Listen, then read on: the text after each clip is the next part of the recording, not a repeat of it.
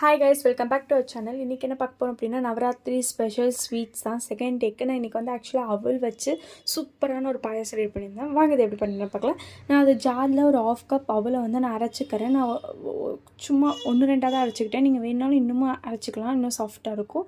நான் சைட்லேயே பார்த்திங்க அப்படின்னா தண்ணி நல்லா கொதிக்க வச்சுக்கிட்டேன். தண்ணி நல்லா கொதித்தோடனே இந்த அவல் அரைச்சி வச்சுருந்ததை நம்ம போட்டுக்கிறோம்.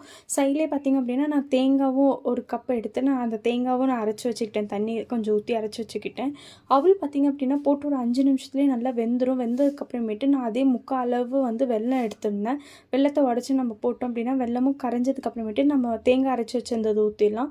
ஊற்றிட்டு நல்லா கிண்ணதுக்கப்புறமேட்டு நான் இங்கேயே சைடில் ஒரு பேன் வச்சு 2 டேபிள் ஸ்பூன் எண்ணெய் ஊற்றி நான் முந்திரியும் திராட்சையும் நல்லா வணக்கிக்கிறேன். வணக்கினதுக்கப்புறமேட்டு கொஞ்சம் பார்த்திங்க அப்படின்னா நம்ம இந்த பாயசத்தில் போட்டெல்லாம் போட்டதுக்கப்புறமேட்டு ஸ்மெல்லுக்கோசரம் ஏலக்காய் தூளை நான் போட்டு இறக்கிட்டேன். இவ்வளோ தான். இது ரொம்ப ஈஸியாக இருக்கும். நீங்களும் உங்கள் வீட்டில் ட்ரை பண்ணுங்கள்.